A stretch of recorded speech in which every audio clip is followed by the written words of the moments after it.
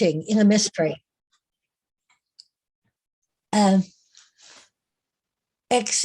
Except that you're detecting people. So what do I write? This one's about a 15-year-old girl who doesn't know whether she's seeing ghosts because she's crazy or she's crazy because she's seeing ghosts.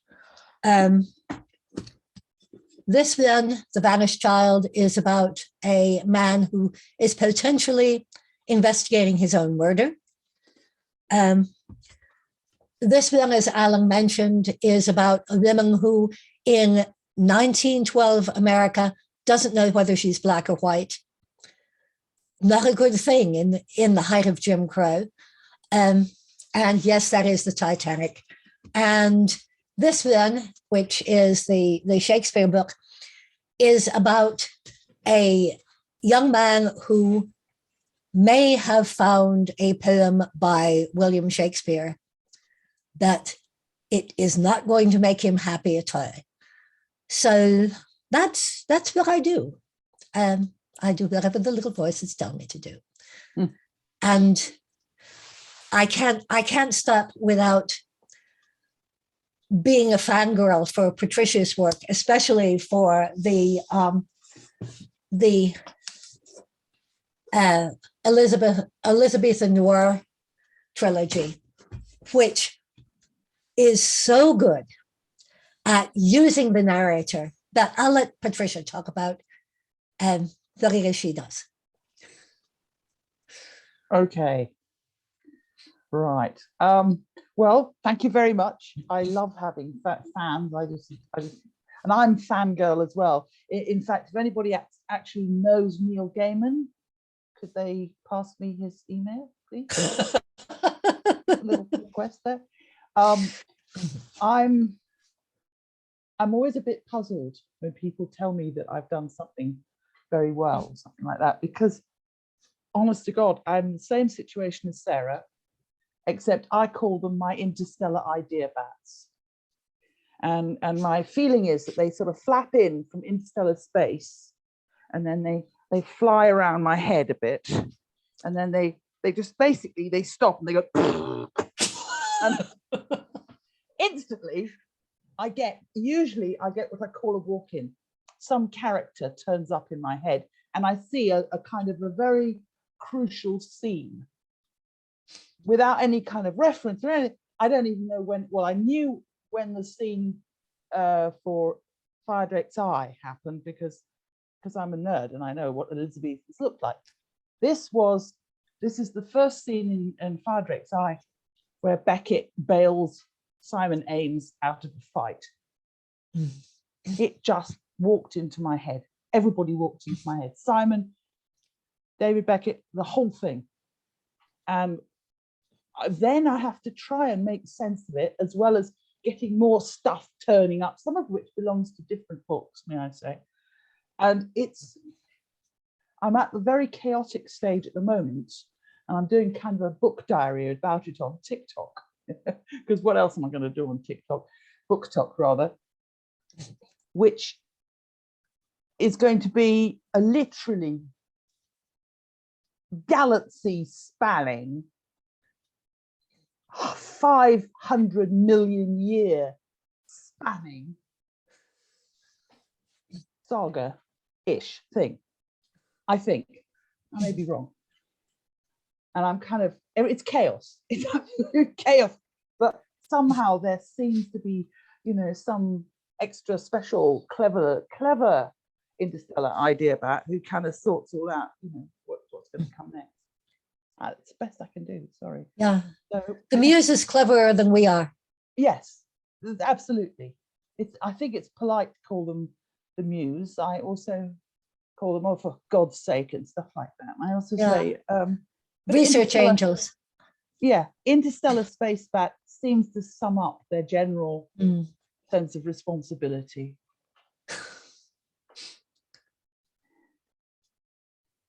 So I wonder, both of you kind of listen to the voice in your mind. Characters just walk in, you do what you hear your mind telling you to do. I've often heard from many of the other previous sessions on Indelible, mystery writers and writers who write fantasy and thrillers as well.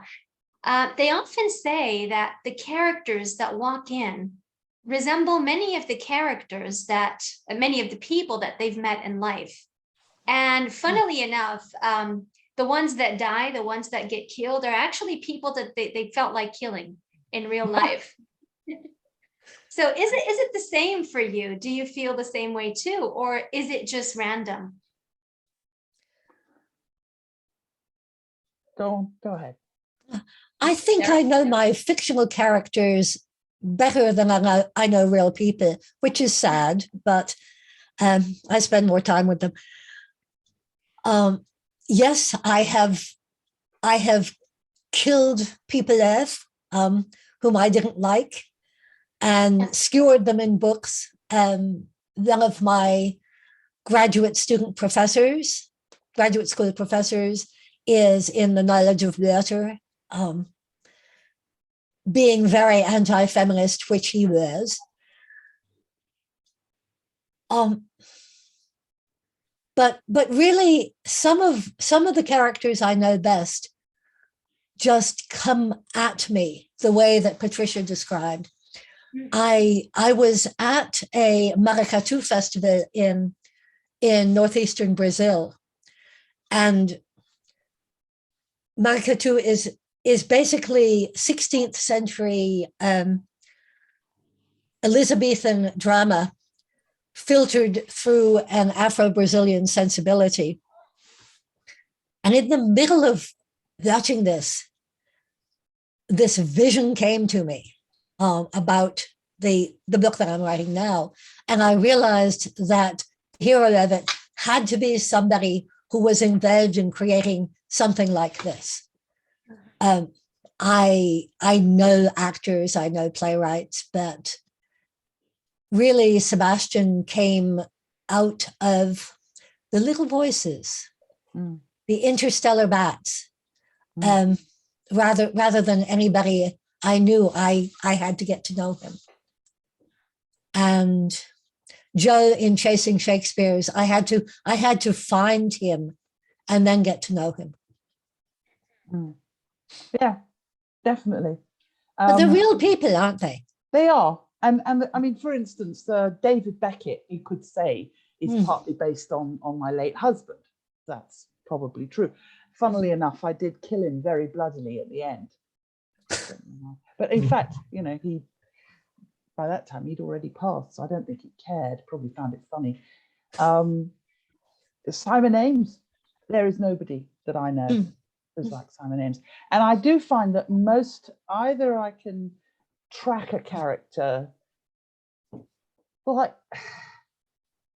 I really don't think they're people I know.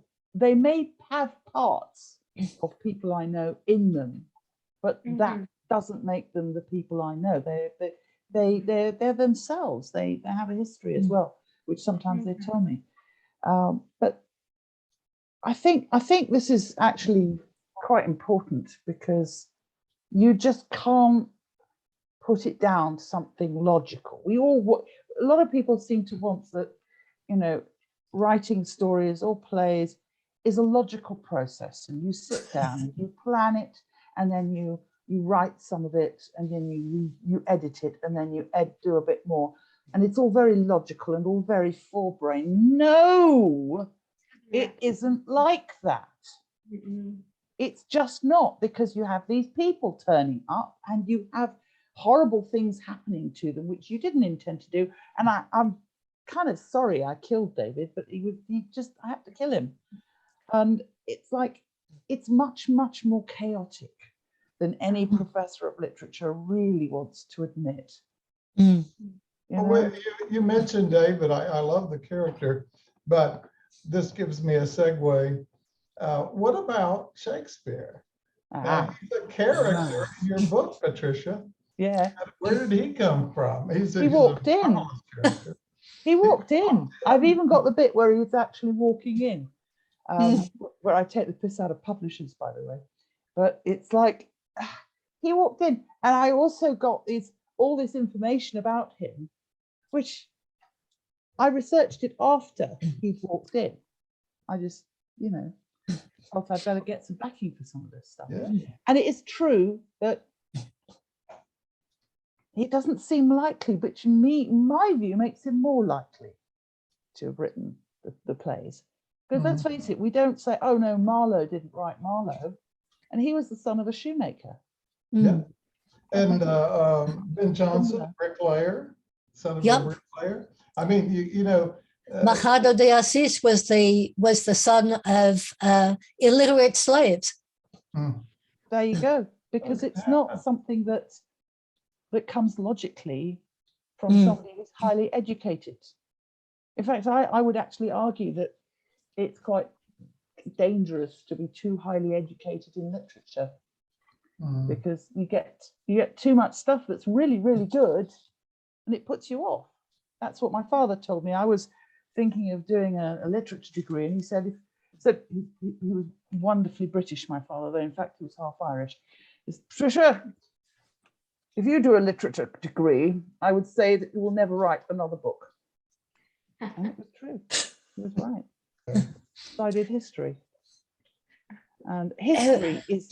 Well, Sarah has another take on Shakespeare. I'm sure people know what Chasing Shakespeare is. It's about. Tell us a little something about that, Sarah. Okay. I couldn't agree with you more, Patricia, about not taking literature too seriously. Not taking the fact that there is a canon and that it's written by dead white males, which is what we got taught in Harvard, of course. You had to be dead and white and male, and preferably English, not American. But Chasing Shakespeare's, okay, Chasing Shakespeare's. Chasing Shakespeare's is about a working class man who discovers Shakespeare as it were his muse when he is in his teens. And he graduates from high school and he writes to these people who have written the book on Shakespeare that made him feel as though he wanted to find out who Shakespeare is. And he eventually becomes their apprentice, their graduate student. He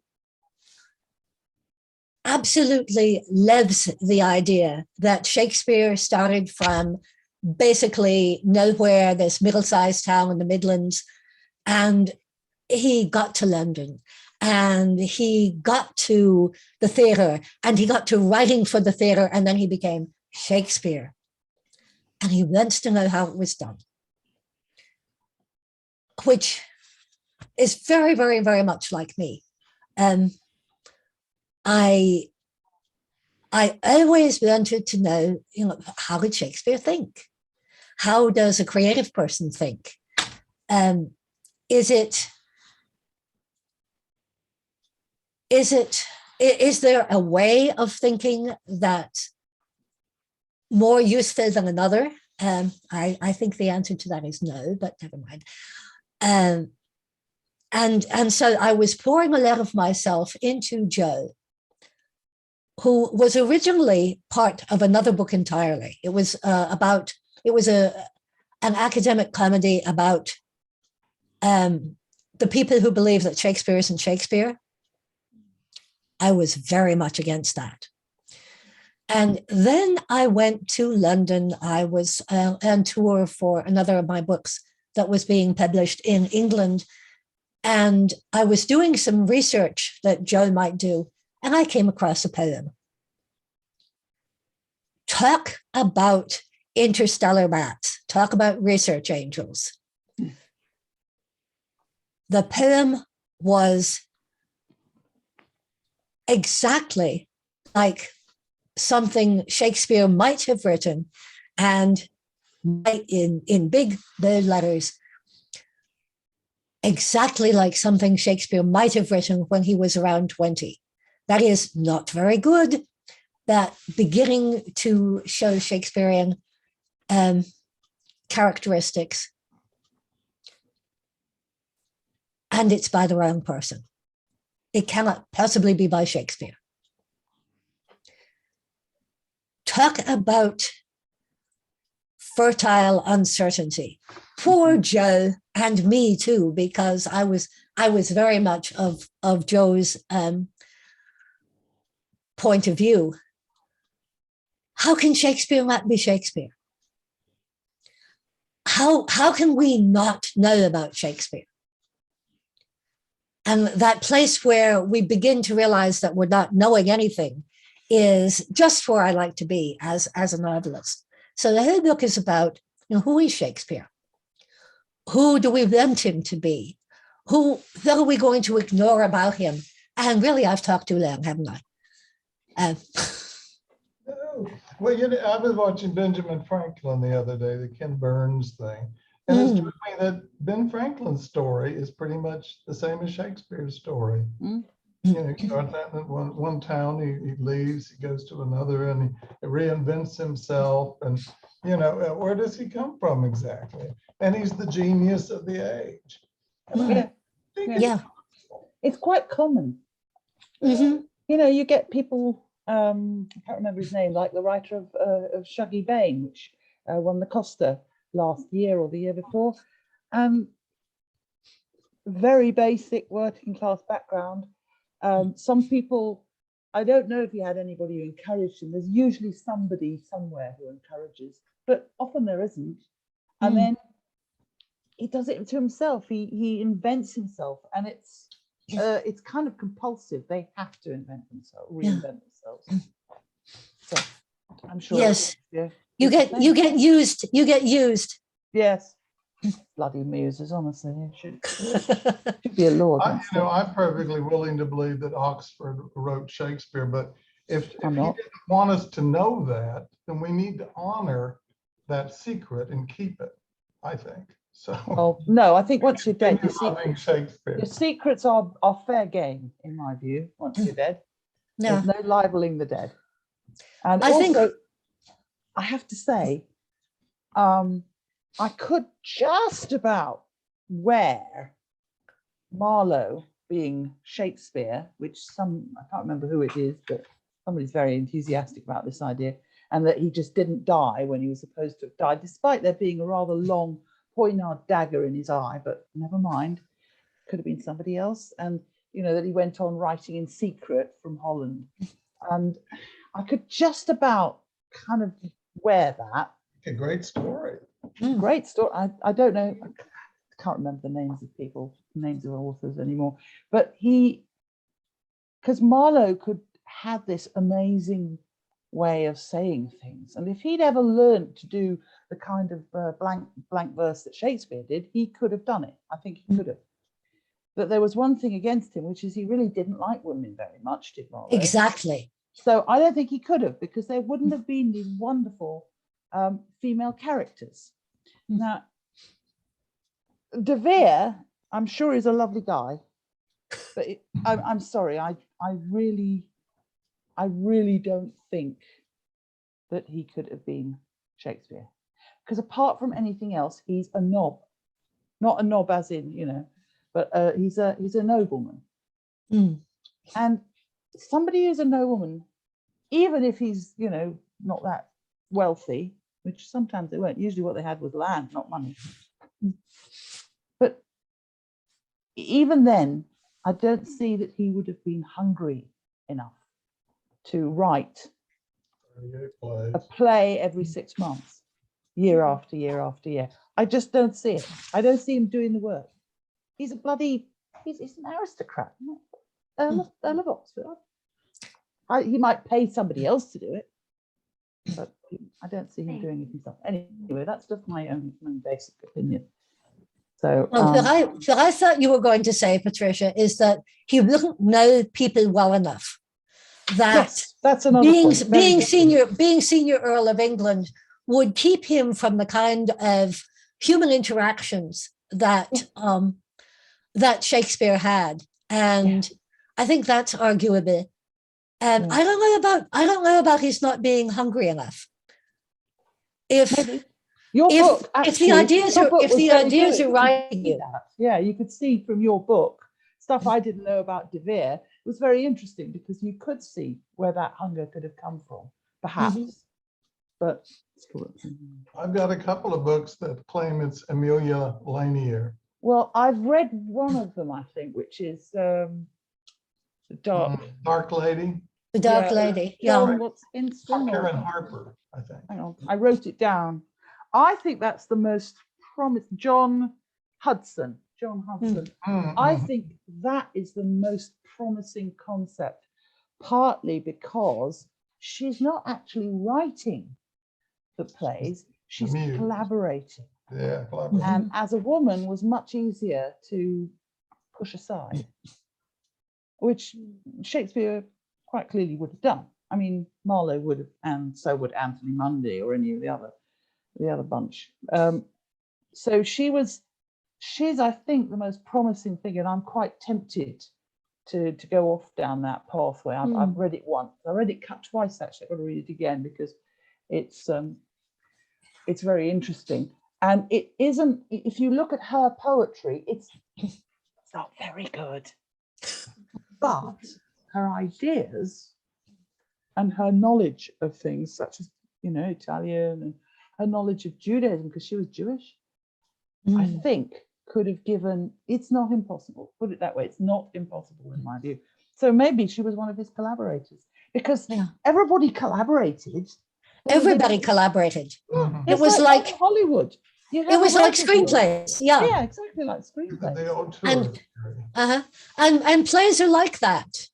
You get them up on stage, and somebody comes up with a better line. You say, "Oh, I will have written that." Yes. Yeah. Or in my case, I've the only experience I have is with radio plays, a couple of radio plays, very long time ago, and it was brilliant when an actor would come up and say, I'm just a little bit concerned about these lines here because they seem a bit long-winded. I said, oh, you think they're waffly? Oh God, they are, aren't they? All right, cross them out, don't do them. And the actor would kind of stumble away, looking a bit pale because he lost some lines. And it's like, yeah, anybody. That's Especially the next in the step. theater. Yeah. Sorry? Especially in the theater, I think. Oh, yeah. Right. Yeah. For that sort of Theatre, especially back then. Mm. They were all horrific. Yeah, they were desperate to put the plays out. They wanted the applause. Well, they also wanted the money, and they also wanted they were rehearsing the play for next day while they were playing the afternoon performance of the play that they'd just done. I mean, it was incredible. Yeah. So many of the books I read about Shakespeare, place him in a fictional setting. He's got the green eye shade on. He's the guy that's all about the money. And that's the one aspect of him. I don't think you play that up at all, do you? I'm sure he's greedy and he likes money, but he's more of a lech than he is the gecko character. Yes. Well, No, it wasn't. Yeah, sorry.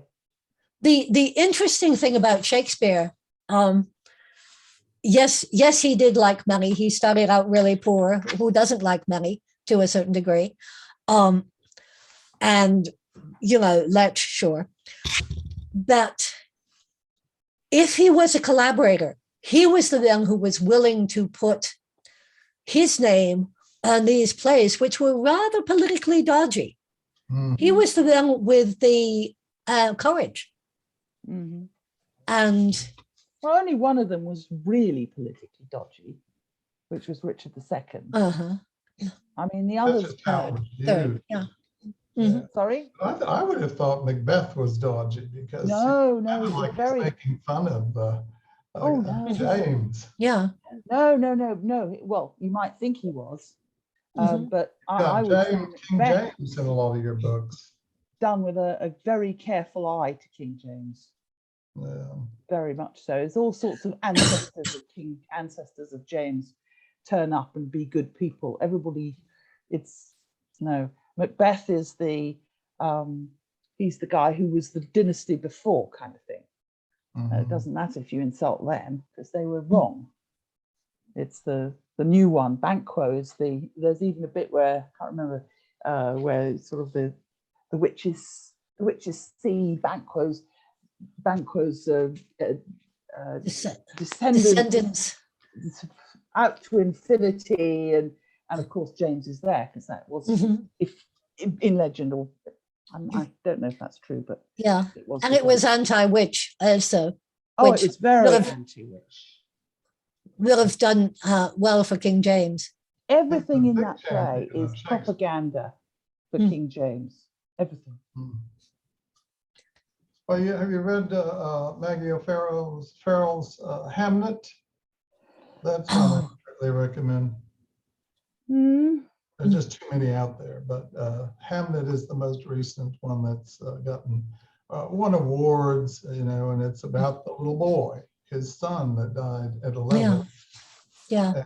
It's really touching. It's a lovely book. Whether you buy, Shakespeare's name is never mentioned in the text, by the way. But Hamlet and Anne and the others are all mentioned. A beautiful book. Sometimes I wonder, Shakespeare's biography, his history, it's shrouded in mystery, but does it really matter? Would it change anything if everything we knew about Shakespeare was certain and certified and sure? I think it would, because he would certainly be less mythic. Okay. There's the last years, and he's somebody you might know as a neighbor at the beginning of them, and at the end he's Shakespeare. And you can fill in anything in those last years. So there's a certain charm to the mystery and to the mythologizing of his bio. Yeah, and everybody loves playing around with the last years. I think the Shakespeare in Do We Not Bleed is great. He's for the whole book, which is a mystery, he's going around thinking, I've got to write something for Southampton, Let me see, Aeneid, Metamorphoses, and he goes right by that he's going to write about. And it's lovely to see him thrashing. And it's very familiar to all of us who do write. Yes. It was fun. That was such fun to write. And he moves in with Southampton. Sorry? He's going to be the court jester to Southampton at the end of that, isn't he? He moves in. Yeah. Yes, that's really all he wants out of life. Money. And to be comfortable. Security. He hates where he's lodging because the chickens stand on his head because he's up in the loft. He hates it, and he's right to hate it. And he has a very generous head because he wants a warm place to sleep. Yeah. Decent clothes, and not having to wheel around among the nasty straw for his breakfast. Exactly. Yes. And it was, I'm horrible to my characters, really. I worry if they might, if I eventually, when I die and float up towards heaven as an angel, I'm worried that my characters will come after me and say, right, you bastard, come back here. So it's like they have that realm, you get the feeling that you will someday meet, or I don't know, are they that real to you? Your characters? Of course they are. I once was in a pub in London, very nice pub, which is called the Cock, and it's on Fleet Street. It's a very old pub. It dates back to about the 16th century. And I was just standing, at the time, this was before I had kids even, and I was just standing at the bar to get a round in. You know what rounds are in, I'm not sure if Americans do rounds. Yeah, okay. So I was just going to get a round in because it was really time for me to get a round in. And I was thinking, husband wants a pint. And I thought, oh yeah, Carrie, Robert, what do you want?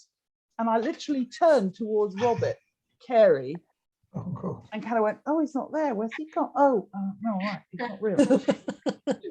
And it was right. It was really weird. It was a very peculiar experience. He'd have had a fun thing. Yeah. That's amazing. It's amazing that Carey wrote the memoirs that he wrote. Yes. I Yes. mean, here you have it all laid out in a way. But Well, he's not remember your- that he he's wrote not your the Carey. memoirs when he was in his. It was in the He's in 60s, 60s. I think. 29. 60s, yeah. So he was in his 60s, late 60s. He didn't remember everything very accurately. Who does? So, for instance, where he says that his two of his men, one of whom was a real person, Woodrington, they were put in jail for some reason, mistake of Carey's actually, and then they were released very quickly. No, it took 18 months. Mhm. So probably a bribe. So he's not exactly accurate, but Well, I he's think a he writes. fascinating character. Yes. He and his wife raised Charles I. Yes. Yes. His wife saved Charles I's life. For a while. Because when Charles was the second son, the first son was Henry of James VI, and the first, Charles had rickets, which of course nobody understood at the time. So what the doctors wanted to do was to make sure that he never ate any vegetables or dairy product, because that was far too low for his status. And the other thing was that they wanted to put iron boots on his legs to straighten them. And Elizabeth Widdrington, I wrote a story about this called The Prince of Wales, a short story floating around. And Elizabeth Widdrington literally put her foot down and said, no, you're not going to do that. I am taking him to where we live in Northumberland. An amazing character. Absolutely. She's marvelous. That's what I can do. Take that. And it did. Funnily enough, once he was out, wasn't stuck in a palace. He was encouraged to run around. He ate the same food as everybody else, which included fish on Wednesdays and Fridays, and lots of dairy product. And strangely, his rickets got better. There's one Shakespeare connection in the, I want to say, Risdon and Perdita books. Risdon, yeah. Risdon, say it right. And that's Perdita. And she's a wonderful character. She's I think I've read them. mostly blind, but not completely. And her name just resonates somehow. What is that about Perdita? Ever read? Well, I'll tell you a horrible thing. Yeah. I am a great fan of 101 Dalmatians. Oh, And she was originally named after Perdita in 101 Dalmatians. But of course, she became Shakespearean. And because she's legally blind and she's also a woman in the early 20th century, people tend to put her on a pedestal and then forget her.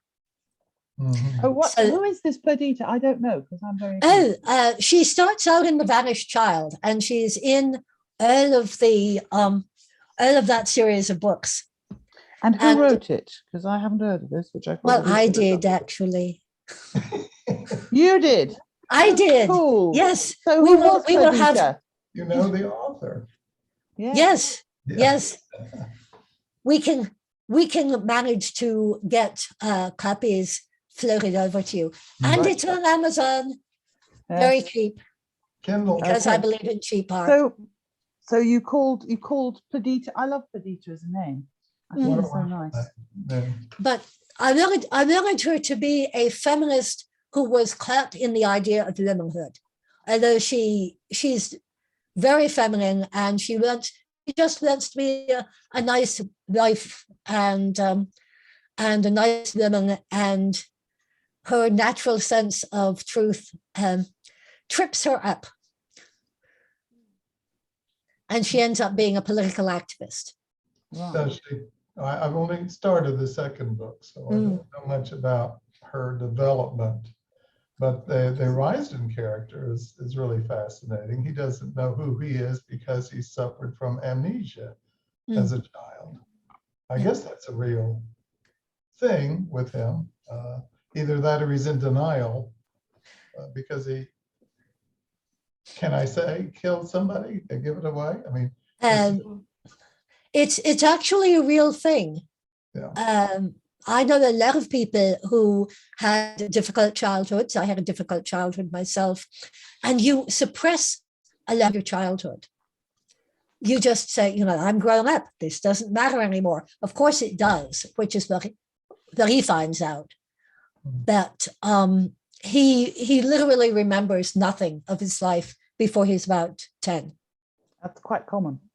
It's really quite common. Well, it certainly that's the MacGuffin in the book. I mean, that's Yeah. what dictates the whole the vanished child. Is that it? Yes. Yes. I'm kind of proud of myself since you did a spoiler, Alan. I'll do one too. It's one of the few books I know of where the same person is victim, murderer, and detective. Yay me, or yay the book, because I wasn't smart enough, but the book managed to work it out. Quite a combination. I'm trying to, it sounds like Oedipus right away, but I'm Doesn't it? got He my- actually quotes Oedipus, doesn't he? I don't want to know, but I must know. Yeah, the original detective, I think, is yeah. all comes back to haunt him, of course. Yep. But I can't think. Greek film noir. Oh no, I was going to say Harry Lime, but no. Murderer. Well, you know, I'm reading Philip Kerr now, and he read about 5 books in that series there. And this guy has done it all. They're not really mysteries. Are you familiar with the Bernie Gunter books? Oh, boy, am I? Yes. They're set in Berlin, and there's about a 40-year span, I think, of time. Really starts in the early 30s. And unfortunately, Kerr just died a year or so ago, I think. Yeah. But yeah, Bernie is on one level a very despicable character. You know, he's had to do everything he could to survive. He was a Nazi. He was with the Stasi. He was with the not the Kremlin, but the police in Russia. I mean, he's KGB. done it all. But he's so fascinating and a hero, and you know. Yeah. What the books are all about. I love those books. He does what he needs to survive, and you know, you think, oh, I wouldn't do that, but then you know you would. Well, you know, the history there, the research that must go into that is incredible. But so is it in your books and Pat's books. I mean, Patricia. You have to call me Trish. Patricia. Oh, sorry. I always forget. Trish. Patricia. But yeah, the research that you must have to do. I mean, I would just be stopping at every word and thinking, can I get away with this word? What am I going to do next? You know, is this No, I have a system. I have a system. I used to get trapped in long rabbit holes of research. I love research. I would almost rather research reading books than do anything, including writing, because when you start a book, there's an awful lot of tension and stuff. So research is just lovely. And I realized that actually it was taking me an awfully long time to write books because I was researching so much. It's a lonely thing, isn't it? It's a lonely occupation. So tell me your secret, because I have the same problem. Well, I picked this up from another writer whose name I've forgotten, so I can take credit for the idea. And it is, what you do is you write the first draft with maybe a bit of research. And I often research using children's books because they often explain things simply. And then you just dive in and write what I call the 0th draft, which is going to be crap, mostly crap. And I actually did a 0th draft, which was the size of a breeze block. It was like 400 or 500 pages. And out of that, I rescued 50 pages for Gloriana's Torch. But then when I started again, it all flowed beautifully. So in a way, you get rid of a lot of rubbish while you're writing the zeroth draft. And you know when you don't know what you're talking about. So you make it up. And you then go back, you note, didn't know about that. You go back and you learn, you find out about it. And that way it's much quicker. Because you don't go and search stuff. But don't you feel sometimes that you also need to know a minimum, and you don't necessarily know that the minimum is until you've done a certain degree of research? Yeah, you've got to do the basic stuff. You've got to do the basic research. I'm doing that at the moment because I'm soon going to start. So I'm reading lots of books about dinosaurs. And you've got dinosaurs. Congratulations. T-Rex and the Crater of Doom, which is a wonderful book by Walter Alvarez, which is where he stands up this mad idea he had that there was a massive asteroid that landed plonk in Mexico in 66 million years ago, and it turned out it's true. And it's a brilliant, wonderful book. But you know, that's kind of you're talking about your next book. You're going to write about dinosaurs. I am indeed. Dinosaurs are definitely in there. That was going to be my next question. Was what are you working on now? And that's what I'm working on. I've also got 2 historical novels to rewrite. There's the origin story for Ennis, which is called "And No Man So Wise," that'll be great. And it involves Ennis at Gray's Inn, and as a young woman. And the other one is The Last Carey, which is called A Taste of Witchcraft, and which I'm still not happy about. I think almost all of it is right, but it's something I'm not happy about at the end. So I've got to rewrite it. And the Ennis book, unfortunately, doesn't make sense. So I've got to rewrite that as well. I don't know which to do first, really. I think it's going to have to be A Taste of Witchcraft. Well, there's the cross-dressing thing in there, you know. That sounds a little curious. That's so cool. It's great. Again, it's just so much fun. But I'm also sort of trying to feel the things that she would have felt as quite a sort of, she's not a swashbuckling, swaggering sort of woman. She just wanted to be a wife and look after her husband and her children. She didn't want any of this stuff. It was smallpox that killed her family. And then she just had, she couldn't have various hereditary reasons, but she couldn't stay in Cornwall where she was born. And so she had to come to London. And to her, it's just ridiculous. That name Portia came from. And where that name Portia came from. She wouldn't happen to be a lawyer, would she? Well, if she wanted to make any money, she would, which she's quite clear about. But you see, as a woman, she could earn a tiny bit by being a sempstress. But she couldn't even be a governess because in those days, the tutors of children were always male. And since the there were no doll's more, house in my literature class, and the same thing, 19th century. And 19th century was Nora do when she slams the door at the end of a doll's house. right. Well, there was as a woman, she owned typewriter things. They called them typewriters. and he hadn't got any money either. Also, he was very unreliable, pain in the ass. So it's like, I think we're losing Pat. Are we losing Pat? Briefly, we'll get her back. Well, I'm glad we didn't have her because she would have heard me say Pat instead of Patricia. Patricia. Trish. yeah. There. Maybe? Sorry. Yeah, we can hear you again now. Okay, You sorry. froze for a while. Okay, so where did There I you are. freeze? There you are. I don't know where we Can you were. hear me? We can hear you now. Okay. Yeah. So I have a lot of fun pushing Ennis into things she does not want to do because she's a proper, respectable wife. She's a widow and she's respectable and she doesn't like having to wear a sword. Just not her. And she's also quite prissy. Shakespeare finds her quite fetching. Yes. Yes. And he understands her because he understands that middle ground, that liminal space between being comfortably male and comfortably female.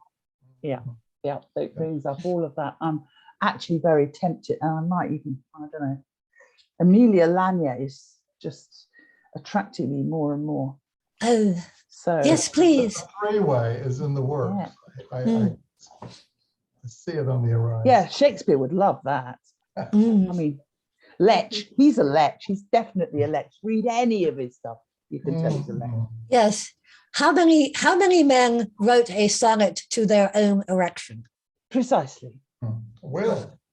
Will. Will. Yeah. I am. Yeah. Warbling his native wood notes wild. It's exactly. It's a bit diagnostic, really.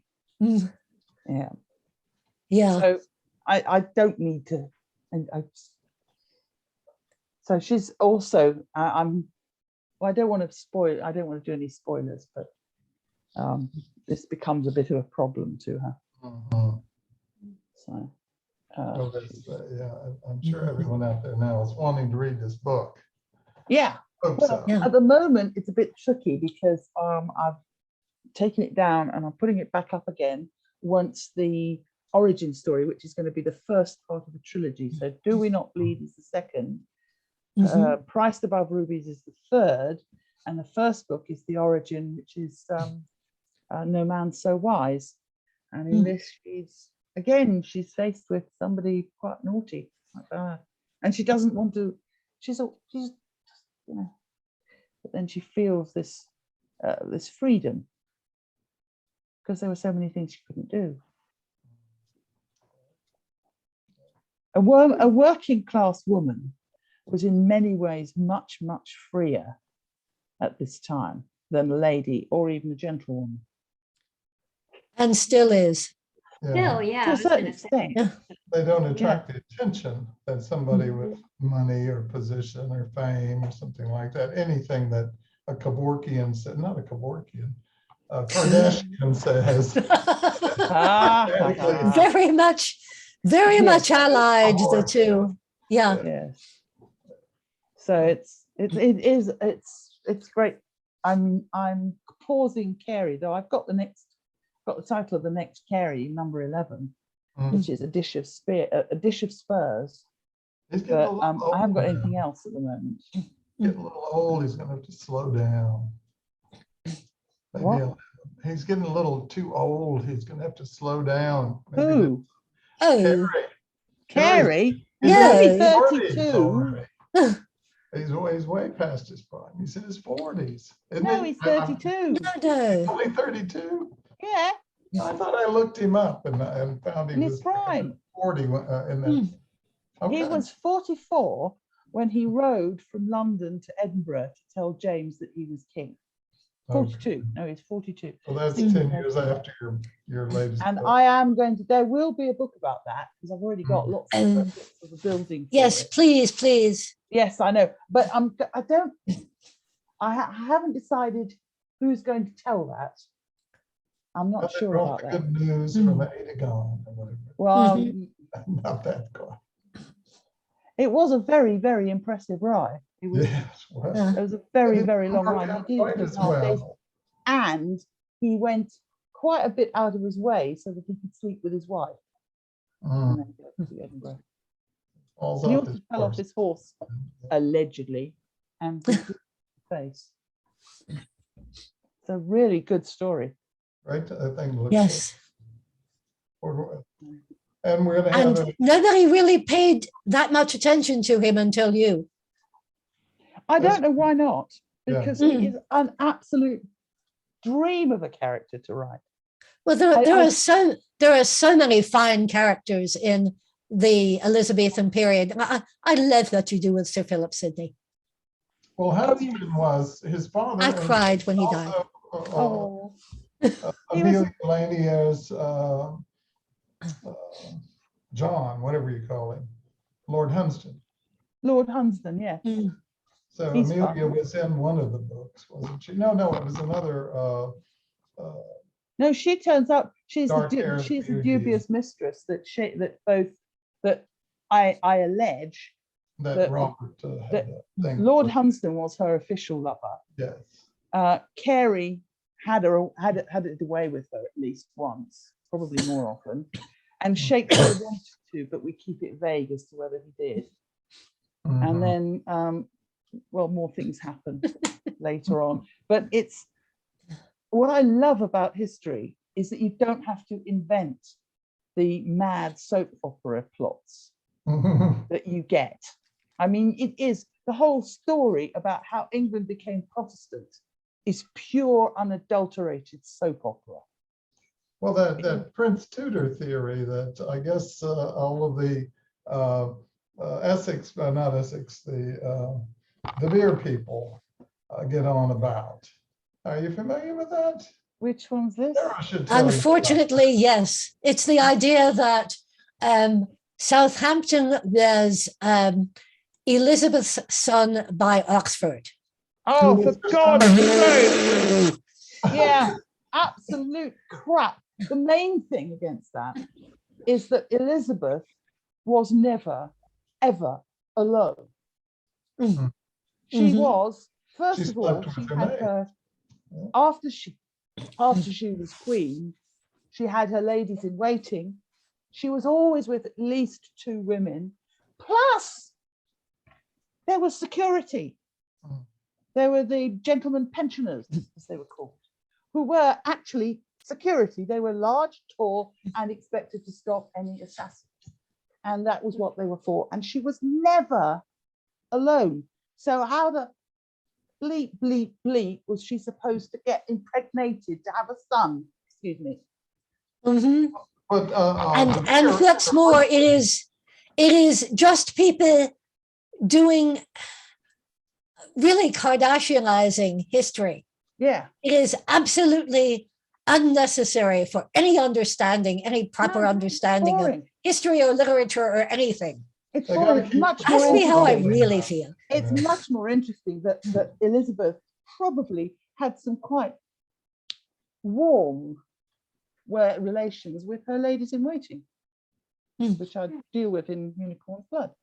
That she could well have been quite lesbian because she was a very powerful woman. She couldn't have a lover because that was just not going to work, not with all the people around her. But she would sleep with a woman in her bed to keep her warm. Yeah. I think that's much more interesting. Boring. And clearly some of her closest emotional relationships and the most uncomplicated emotional relationships were with women. Yeah, like Philadelphia Carey, Uh-huh. Robert Carey's sister. She was very close. Yeah. that family, that's you know. I'm sorry, I just don't hold with it. And anyway, there's no suspicion of bastard. Yes. Consider that whole thing squashed, Alan. Yeah, squashed Well, From flat, our point of view, at least. crunched into the ground, scraped up, set flight 2, and enters into space. Okay. You need to see that Emmerich movie, Anonymous. It'll convince you that the Prince Tudor theory is correct. No, effing won't. Shakespeare. Also, Roland Emmerich. I think it's a physically beautiful movie. That also Roland Emmerich has them following the funeral train of Queen Elizabeth on the ice just because it was cool. Well, she died in April, March. It was spring. Also, there wasn't a frost It fair. can be very cold. Yeah. Yeah, it could, but there wasn't a frost fair that year. No, he just did it because he thought it would make a pretty picture, as he frequently does. And I do like Roland All Emmerich, directors make pretty pictures. They do it all the time. That's what they're for. Yep. You know, like Shakespeare in Love. Shakespeare in Love, you've got the classical trope of somebody, pissing in a pot and then tipping it out the window.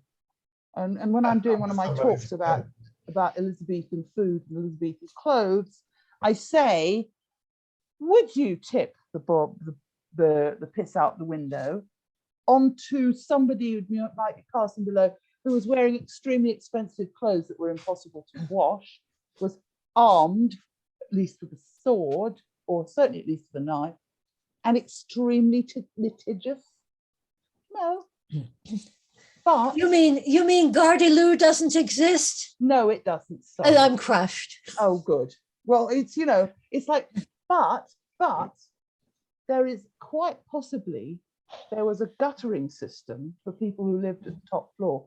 There was a guttering system, so you could in fact pour the urine into a little gutter, which would then take it down to a barrel in the courtyard. Mm. That would possibly make sense, but you're not going to tip it out onto the street. So. Yeah. Hmm. And every single bloody film about Shakespeare has that. Yep. Also, by the way, urine was very, very valuable. You got paid for your piss. And for your hair. Okay. You got paid for piss because you keep it for 10 days in a barrel and it becomes ammonia. Mm. Mhm. And then you've got yourself a bleach. So Yes. most things that had to be bleached were bleached with old piss. So that's the haven't got the history of chemical. bleach. It's Sorry? news you can use. Is that the history of bleach in a way? Yes. Yeah. Oh God. Yes. The whole thing about how roughs are made is wonderful. Oh God, yes. Well, I've read several accounts. Mhm. Have you ever made a rough yourself just to see if it worked? No, I've not, because I'm crap at pet sewing, but I have actually done some Elizabethan reenactment sewing, and it's all very much more complicated than you would ever believe. Ruffs were held together with little blobs of wax, because if you wanted to wash them, you had to get them out of that complicated shape, you see. Enormous amounts of work went into a ruff. But the first bit was the linen getting bleached. And there was an entire enormous industry in England, in London, because guess what? That was where there was a lot of urine you could get hold of. And you would bleach the linen first, and then you would use sunlight to finish the job. And you'd put it out in very long, as long pieces of cloth on what were called tenter hooks. And the tenter hooks would hold the bleach above the ground so that the sun could reach under and the air could get under to what you think will get the smell of piss out of them. So then you would have them, so you'd bleach it first, then you'd put it in the sun, ideally. So, but I won't even go into what happened with poo. Oh yes, saltpeter, gunpowder. Yes. Total info dump at the beginning of Gloriana's torch, but I couldn't. Adored it. Me too. Yes. Yeah. historical novelists geeking. Yeah, that's right. Absolutely. I think Cornwall gets into that. What's his name? Bernard Cornwall in one of the. Oh yes. Love his Shakespeare book, Fools and Mortals. Oh yeah, the Shakespeare book was great. I wish he'd write another one. I wish he would too. And I wish Brandreth, Giles Brandreth's son, Benet Brandreth, would write a couple more of those spy novels about Shakespeare in Venice and Verona and places all over the place. I kind of have to avoid reading stuff like that about Shakespeare because I'll then acquire an idea that I think is mine, which I've stolen from somebody else's book. So I'm quite they're good books. It doesn't mean that they're good depictions of Shakespeare, though. Well, of course not. Mine's the best, but of course it is. Yeah. And mine. Roula, do we need to ask for questions at this point? Yeah, well, I guess we could take the Q&A right now since we have 20 minutes left. Okay. So I will set this on gallery view so that we can all see each other. I will just remove the pins and that way we could see anyone's hand that is raised. Okay. So would anyone like to ask a question using the mic? Hedy, I see Hedy's hand. Hedy, please go ahead. I was really interested about all of those human recycling, as one might consider them. And I was wondering, I'd like to know more about quartered pies, because this is something that always struck me, that every time there was someone either beheaded or justice, they served quartered pies. I mean, I read it a lot in Spanish literature, but also in British literature. I can't remember where. What are these quarter pies? It's I believe it was Drawing and quartering? by, This is like drawn and quartered. Drawn and quartered? excuse me. Drawing and Hand drawn quartering, and quartered. where they a got very the entrail. Messy way to execute was- political prisoners. Using the body of the deceased. Yes. Yeah. Oh, Oh, wait. So no, the body quartered I'm not meant using the being correct chopped. word for it. Quartered meant being chopped in four, and then Yeah. each piece of body was put on a castle's wall or on a pike on the end of the bridge over the Thames. They would have noticed if any bits had been. I mean, I So don't they know what was going on. There may have been a made Sweeney into Todd. pies. They were not actually cooked into pies and sold. Oh. Okay, That's Sweeney this is Todd. news to me. Unfortunately, I can't give you a specific reference, but Mhm. I have read about it a lot while I was, yeah. Waste Water not, pies. not, they said. No, Quarter I haven't. pies. I haven't. You- Interesting. That almost sounds as though they were being cannibalized, which Yeah. I haven't ever heard of, though I'll defer to you, Tricia's the Elizabethan expert. I'm not I'll really try in to it. make some research and send it to Rula, and then she can send it to you if I find Good, it. Okay. yeah. It's possible. I mean, I wouldn't put anything past the Elizabethans, considering what they used to do Mm. with priests. But I would find that surprising. Yeah. Trish, I'm curious to know, they bleached linen, but did they bleach rice and bread during No. that time? Okay, good. No, they didn't. No, you'd be I was very just brilliant. wondering. No, they used To what they used extent? horses. Yeah, no, they didn't bleach. Though they used it's usually chlorine that's used to bleach flour. So you're much better off Okay. not eating bleached flour. Mm, But chlorine. Whoa. apparently, this may be, it's one of those things I read online which must be true. Okay, so Uh-huh. but no, well, they bleached cloth because you have to bleach cloth, otherwise it's a sort of boring kind of browny yellow color. If you want it to be white, you have to bleach it. So you bleach it once with piss, and then you bleach it another time with the sun. So they would bleach any cloth that would take the strain. So there was kind of cloth that you could wash and actually boil, which was linen. And then there was kind of cloth that like you couldn't, which was wool or velvet or silk, and you just couldn't wash that. So In any time when your body could not touch the clothes, you had to have linen between your body and your clothes. all of those puffed sleeve slashed jackets they never washed, because I was wondering how they could. They wouldn't. Uh-huh. And if it Yeah. was, the whole point was because if you were rich, one of the things you spent your money on was new clothes. You would have the new clothes and then you'd pass them perhaps to a servant. And then when it was too dirty for the servant to wear, that he would probably take it to one of the, probably hundreds of secondhand clothes shops. Because what you've got to think about, an Elizabethan's clothes were more like his car nowadays. So if you're an ordinary person, you might have a secondhand car, yeah?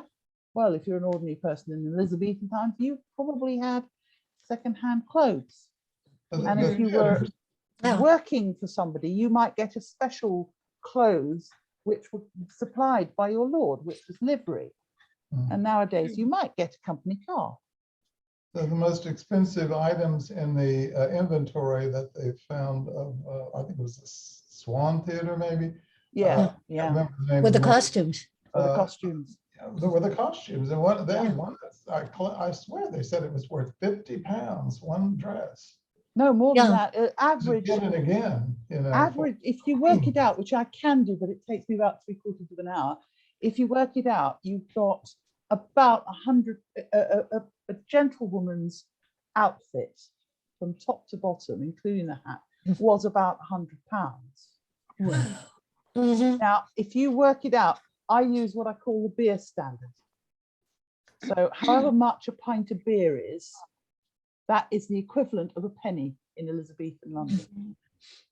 And then you've got to count up the pennies. So you've got 240 pennies in a pound, right? So you've got to multiply whatever it is, whatever your cost of beer is, by 240, and that will give you the pounds. It's not as stupid as it sounds. I'm terrible at maths, but it's basically really expensive because everything had to be done by hand. You know, the cloth, linen, for instance, it's very complicated. You've got to wet it, you've got to card it, you've got to dry it, and then you can start spinning it. Now that's all labor. It's usually children's labor, but it's all labor. All needs to be paid for. And then it was also very heavy. Yeah. The typical women's Victorian garment, which I know much better, weighed between 25 and 35 pounds. How heavy were the women's clothes in the Elizabethan period, Trish? I would say about the same, 35 pounds, and that would be mostly what was called kirtle in the 16th century, which is mostly the skirt.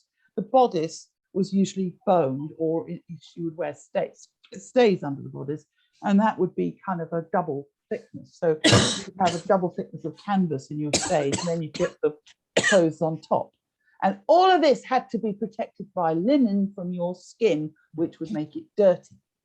And you couldn't dress yourself. You had to have. Well, you could. You could. I've done it. Hours. And no, I've done it. Little hook and eye things. Well, no, you could. Unless you're wearing ridiculous. I saw a demonstration at the Globe, is why I say that. And some women had to be sewed into their clothes. Well, that was tended to be the Queen.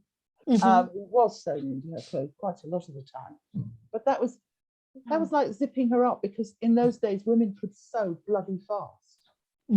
So it wasn't as difficult as it would be for me, fumbling my around. It was because there were only buttons and lace ties could fasten your clothes. If you wanted a nice smooth meeting, you had to sew it together. But I've put on an Elizabethan's gentlewoman's kit in about half an hour. It's not that hard. And yes, you do need help, but it's it's doable. Well, the men too. It wasn't just the women. The men would need.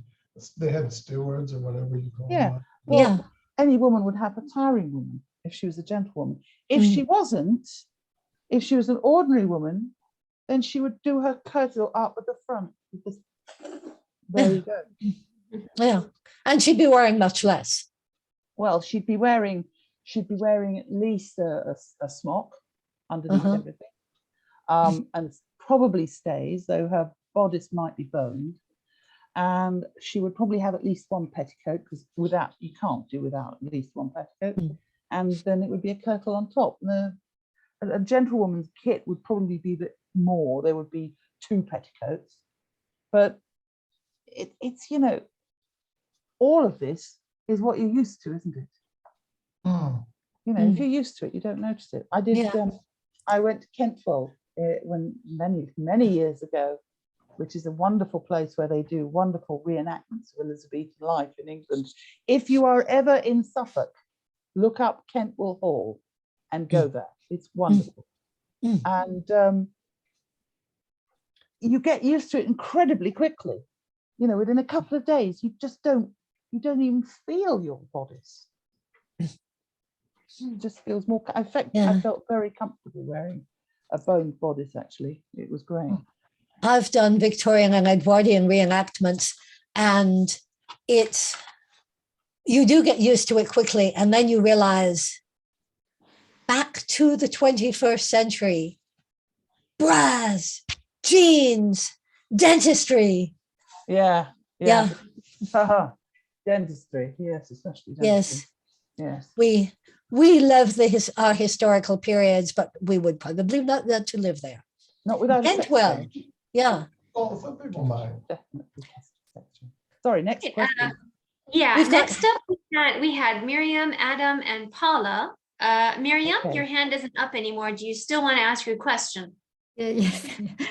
Thank you, Rula. And I would like to thank the two speakers of today for such an interesting and as well as amusing conversation with the chair. I've particularly appreciated the part about chaos and creation, or chaos and order. So I am certainly, I'm sure that you are certainly aware of how creation comes out of chaos. But you certainly, you're certainly aware of the fact that the author and the reader of a text are related to each other, no, as the sender and the receiver of a message. So so my question is, are you aware of that shadowy presence differing from an actual reader in that it is created by the work and functions as the ideal interpreter? So this shadowy presence is named the ideal interpreter. And I was wondering what are the codes of or conventions, aesthetic, cultural, to which you, both of you, refer in facilitating or complicating or even frustrating the reader's sense-making operations.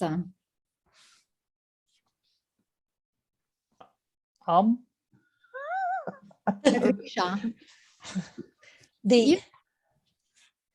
Shall I take this one first? Yeah. The ideal interpreter, I think, is a wonderful thing. One would always like to have someone responding like a plucked harp string to everything that one puts out there. But I think also there is the reader who completes the work, the reader who brings to the work something that you didn't think of in it. And to me, that reader is almost more attractive than the ideal interpreter. I once had somebody who wrote a serious scholarly piece about the Rising and Predator books and talked about the influence of water on those books. And I thought, oh goodness, why, yes, that's true. I must be smarter than I think. And that's the kind of reader whom I like, because they are different from me and they bring more than I think I put in. Trish. Well, all I can say is that a book, anything, any written thing like a poem or a song or a short story or a book, has to have somebody who receives it. There has to be, otherwise it's not complete. So I've got loads of books that I've left half finished, which have never seen the light of day, and I feel very guilty about them. But a book that has been read by people, I think mostly I find it amazing what people find in my books, because I was not aware of putting them in there. And I don't know if I would think that it was sort of woo-woo. Is it those bloody bats again, or is it just that I'm putting in stuff from my unconscious, which is a better way of thinking about creativity than say just chaos. It's not. Creativity is what you get when you mate chaos with law. You have chaos shagging law shagging chaos, and then you get something which we call creativity. Because you need to have some kind of structure, but you also need to have this wildness. And those two together, you get creativity. And the person who receives it is very important. It's not enough just to produce it. You want somebody who reads it. That's the best I can do, I'm afraid. What she said. Thank you. Thank you, Miriam, for the question. And thank you, Sarah and Trish. Next, we're going to take Adam's question. Yeah. Hi there. Thanks very much. It's been a Hi, very Adam. interesting talk. I just had some, as I was walking along just now, listening to you talk about Shakespeare, lots of sort of thoughts came up, and so I just wanted to share those really, and sort of, I hope they're not too triggering for you. But my first sort of thought was this: I think the idea of collaboration, of course, you know, very interesting, and of course happens all the time in the theatre, like screenplays, as you say. But it's also, I think, we have to be careful that we don't mistake that there isn't. I mean, with Shakespeare, there is one very strong authorial vision, I find, behind the work, and that's really important to state. I think that it's not just a sort of a Hollywood screenplay hodgepodge of different things going on. There is a very strong artistic vision, which perhaps is why we are so intrigued by the man behind Shakespeare. The second thing is, it's important, I think, I mean, Stephen Fry, I think, talks about this, that actually we know a hell of a lot about Shakespeare. There's probably more written on Shakespeare and the facts of a man of his period than anyone else, or many, you know, sort of non-aristocratic people of that period. So there's quite a lot we do know about Shakespeare.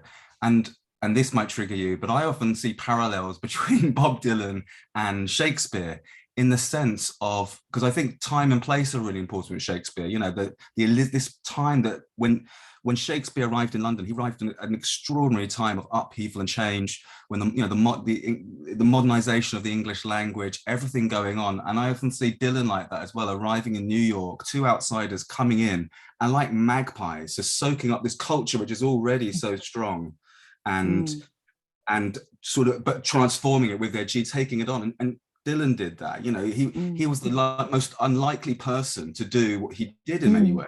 I mean, everyone in the folk scene was astonished, and the beat scene, and yet look what, you know, the impact that he's made on how he revolutionized songwriting. Even the impact of Dylan, who isn't even really a writer, the impact he's made on literature is quite extraordinary. So I do see those parallels of those two kinds of dynamic kind of young men arriving into a city that is, you know, that is exploding culturally in this kind of way. That's my thought, really. I don't know if there's... He loves the bread under his arms, remember? Ben Franklin walking into Philadelphia? Yeah. According to Mark Twain. Genius is so often the meeting of a person with his or her time. Yeah. And Shakespeare more, I think, than anyone else. I want to think of the Shakespearean, you know, but when I think about Oxfordian or Baconian or Marlovian, it's a whole different thing. Shakespearean, you know, that's the whole era there. The Elizabethan times. Shakespearean holds a mythic weight, and a weight of everyone's dreaming about him and thinking about him, that certainly Oxfordian and Marlovian and Baconian do not. And isn't it right that the suspicion over whether Shakespeare wrote it or not, that it was De Vere or whoever, that it was really an intellectual snobbery? I mean, that's how it started as well, wasn't it? Yeah. No, I don't think so. I'm quite sure of it. Oh, sorry. Great. I know a lot of these people, and most of them are not intellectual snobs. Most of them are middle class, and they got into Shakespeare because of the myth of Shakespeare, and then they got embedded in the authorship. I'm thinking like Victorian period, the whole cult, the ideas around this started, you know, that's where it came from. Yeah. Didn't really start until about 1920, which I think is not that's certainly what people like Rouse said about the Oxfordians, that they were intellectual snobs. It has not been my experience. And I think that a number of Oxfordians are very unhappy that they're Oxfordians and not Shakespeareans because of the weight of this myth. Now, of course, the myth was created around 1769 because of David Garrick.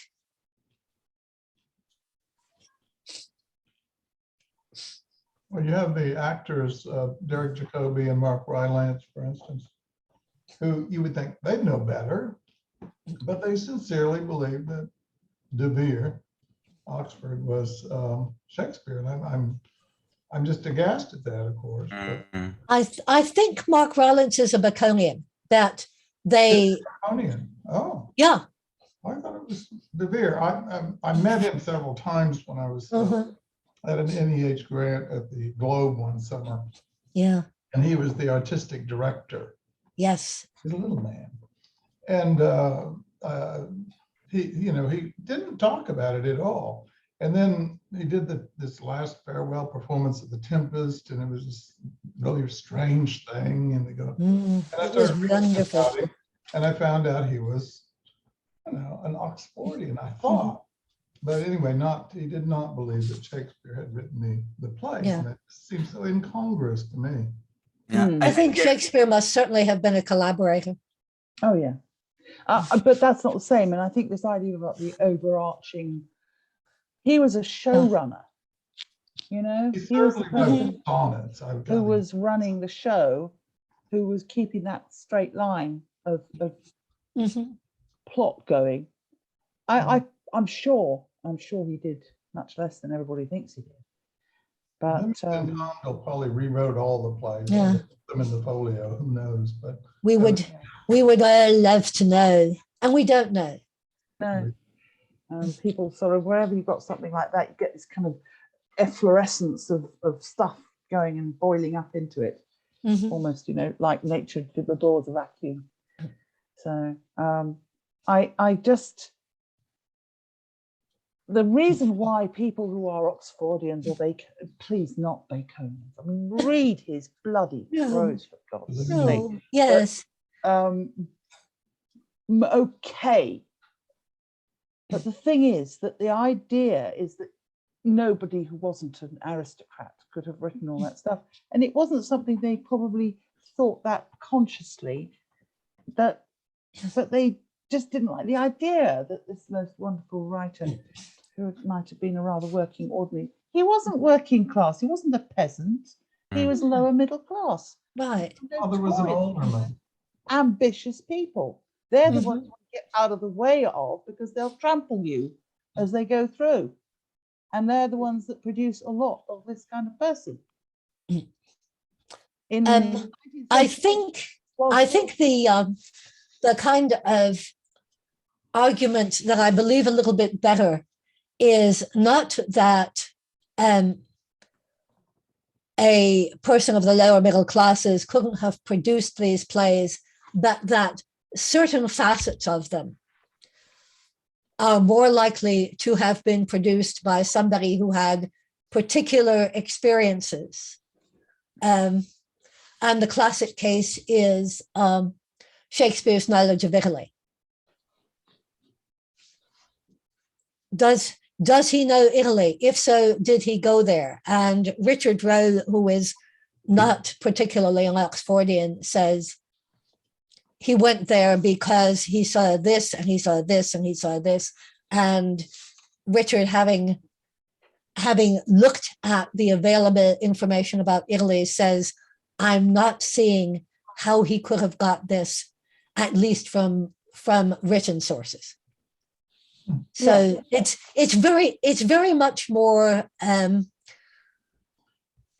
pedestrian and detailed than no one who was not a noble could have written this stuff. That's absolute nonsense. If you see A Midsummer Night's Dream, you don't think Athens, you think England. And I think that's often true of the European settings for Shakespeare plays. You think England. And even the names in like all the mechanicals in the Midsummer Night's Dream are English names. But Romeo and Juliet, for instance, has quite specific references to Right. Italian geography. But he had a source for that included most of those particulars, I think. I can't remember the name of the novel that he based his play on. But there were several plays, and we don't even know how many of those plays are lost to time. You know, there might have been 10 different versions of Romeo and Juliet that were played on the stage when Shakespeare was growing up. Yeah. I think what we know and that we think we know is so much less important than the humility with which we approach trying to find out more. and not saying, oh, it must be Oxford, or oh, it must be Bacon. It can't possibly be Bacon. Or, oh, even it must be Shakespeare, because it's when we go blinded with the idea that that we're going to come to a particular conclusion, it's not creative. We're not finding out. Could I just say that we've still got 2 hands up? Yes, Paula yes. Messina and Glenda Tonino. I think Adam, you're right. Paula has this isn't my question, but just the question about quarter pies made me think of that awful Stephen Sondheim musical that I can't think of the name of, because I Sweeney Todd. I wish I had never seen it. It was just disgusting. But anyway, here's my question. From some of this stuff earlier, I read quite a while ago that the reason families didn't gather around the piano anymore, which they did into the 20th century, was because of phonograph records, you know, and that we now tend to think of music as something professionals make. And I believe it was Glenda talked about her mother writing quite well when she was in her 70s. And how does the fact that we tend to think of writing as something that professionals do rather than human beings, not that professionals aren't, but I mean, like, the early writers didn't have PhDs. So how is that affecting writing now, that we think of writing as something that professionals do? And if you don't like that question, here's another one. Sarah, would you talk about discovering a poem, that poem that set your book? All right, that's it. All right, thank you. Okay. Thank you, Paula. Okay. Professionals. Go ahead. Can I just deal with the professionals? Yeah. I think it's a very wrong thing to think. I think that you cannot legislate for where creativity is going to turn up or where somebody's going to be able to channel it, because I believe every single human being is creative without exception, because creativity, if I get away from the interstellar idea about it, is something that comes from the unconscious, and all humans have an unconscious. So, you know, if I'm serious, I'm saying that is where it comes from eventually. Whatever you think your own personal unconscious might be attached to or influenced by, but that's where it comes from. So all humans are creative. And that means that, well, I agree with that, but if people have this idea that I'm not creative, you know, I can't do this because I don't have a PhD, or I didn't even get into high school or whatever. How does that affect? Is there some way to counter that? What do we do about it? Yeah, there are an awful lot of people who are writers or musicians or artists or whatever who don't have any PhDs. Right. And just point at them. Yeah. Look at them. Look at them. They did it. They can do it. Right. So, PhDs do not teach you anything about being creative. No.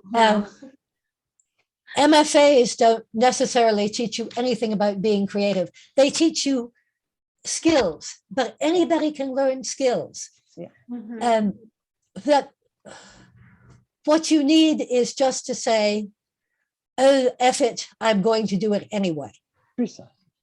So many of us as women or as marginalized people or whatever have been told you can't do this. F them. Well, a lot of people have started out as teenagers, and apparently Patricia did. What was your 18-year-old book when you were? It was called A Shadow of Gulls, and it was about a very romantic Celtic harper who starts the book sticking his knife into the guts of the king who has just attacked him and scraping the guts off and running for his horse. So I already had quite a nasty sort of idea, and it was I wrote it when I was 17 and it was published when I was 18, which was an incredibly exciting thing to happen. Probably very, very bad for me as well. Sure. Yes. So it's not available at the moment, but I'm going to put it out soon, one day, eventually. So there are creative people at 18 before they even get a chance to go to A Harvard. lot of people are, but I had an enormous advantage, which was that my grandmother, my maternal grandmother, was a historical novelist in Hungary before the war. And she gave me effectively a writer's apprenticeship starting at the age of 11 or 12. I can't remember which birthday it was, when she gave me her old typewriter, because I was complaining that toy typewriters weren't good enough. So, you know, I had this enormous lift from my grandmother. I basically was doing an apprenticeship for 5 years before I wrote my book. The manuscript. I started telling stories when I was 5 years old, and I was living in Japan. I had a very serious speech defect, and most of the people in the bus were Japanese. I didn't speak Japanese, so I would act out ghost stories on the bus. And you just get the love of being listened to and the love of listening to the story, and after that you're doomed. Yes. Well, I used to tell stories in my bed, bedtime, after bedtime, when I was supposed to be going to sleep, and my poor little brother and my Teddy got the worst of the stories. And that was when I was about 3. I can date it because we moved to another place when I was 5. It's just this, you've got this terrible urge to tell a story. Can I just say, I've noted that Glenda, is it Cimino? I'm not sure. Yeah. Cimino. She's been waiting very patiently, so I think we should. No, it's okay. So wait longer. No, well, we've not got a lot longer. No, go ahead. Okay, well, 2 quick things. You've mentioned my mother, even though she wrote, and I was amazed at how she wrote well without any training, any courses ever, but she didn't value the things in the same way I did. Like when she was in her 90s, she had to go in assisted living, and I got the job of clearing out her apartment. So I was asking her, what do you want? She wanted every single thing in her wardrobe. Every item of clothing had to go into a smaller closet. But when it came to the books, which were books I had written or had been anthologized in and sent her, and her own work, she says, you can get rid of those old books. And I was appalled. But the question I had is, like, I had read somewhere that Shakespeare would take plays written by other people, written maybe very badly, or take the gist of the idea and then transform it into something marvelous. And there was a book that came out recently. I didn't read it, but I read about it by someone named North, saying that finding sources for Shakespeare's plays in a document. Right. Michael Blanding's North by Shakespeare. Sorry? Michael Blanding, excuse me, North by Shakespeare, which basically says that Sir Thomas North was the real writer of Shakespeare's plays.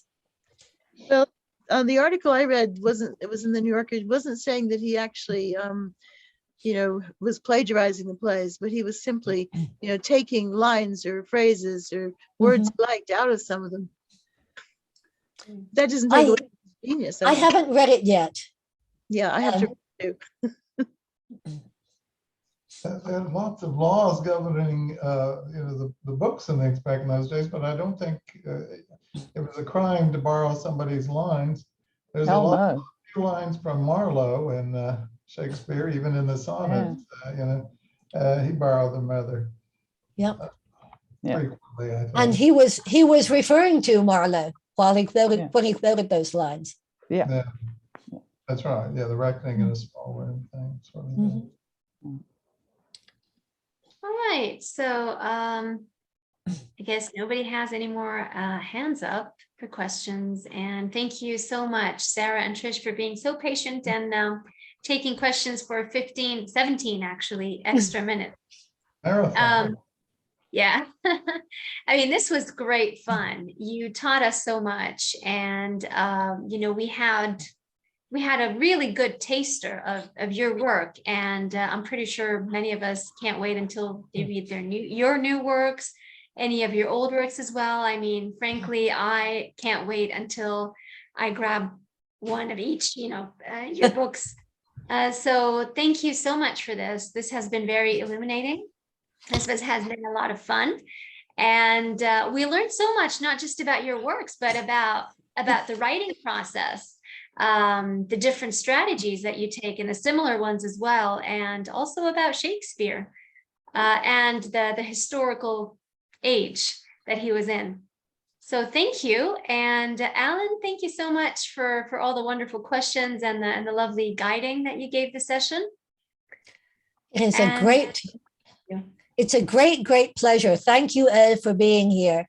And if you are interested in more about my version of the Shakespeare controversy, Chasing Shakespeare's, and I also did an edition, there we go, of the poem that Joe found, which is a real poem, and you can decide for yourself. And then, of course, there's Patricia's Shakespeare's. Yes, I was going to read something, but it was far more interesting to talk and listen and stuff. I was going to read something too. This is, oh God, it's turned around. This is the second volume, and this has got A Plague of Angels, Murder of Crows, and An Air of Treason. The three, they are numbers 4, 5, and 6 of the Carey books. And I have a lot of fun with Shakespeare in the first two. I just have so much fun. Probably more than I should have done. But anyway, you can buy these in the UK. And I think you can get them over the internet. They are not available on Amazon in America, but they are available from the UK. So you need a VPN. And read them and see what you think, There's 3 books in here. It's really worth the while. I posted your websites in the chat box, so if anyone would like to pull them out, they're there. Okay. Yep. So, sarahsmith.com, patriciafinney.com. Yeah. Yeah. Shows you've got a really old website, actually. Well, thank you so much again. This was a great honor to have you in this fascinating session, and hopefully we look forward to hosting you in future sessions as well. Yeah. Perhaps after you thank is you. out. A huge honor. Thank you so much. Yeah, been fun. I love this. I really love it, and it's great fun. So, we've got some more hands. You loved it too. Come around. Oh, great fun. Applause. I am absolutely always to you. delighted to chat about Elizabethans. Well, thank you so much. Have a wonderful evening, Patricia, and have a great day, Sarah. Thank the same applies to everyone. So see you. And don't forget the last session tomorrow. Yes, tomorrow will be the closing session of the festival. So I don't know how those 3 weeks flew by so fast, but tomorrow we have an editor's chat. I'll be there, and 3 other editors, Royson Niaktin, who is the editor of Crow of Minerva, Andre Nafisahili, who's editor of Poetry London, and Kostia Tsolakis, who is editor of Harana Poetry. We will be answering your questions on acceptances, rejections, challenges, pet peeves, everything basically that goes backstage before your poem or your other piece of work gets published in a journal. So we hope to see you there. And thank you all for being here tonight or today. Have a good one. Thank you. Bye-bye. Bye. Bye-bye. Bye-bye.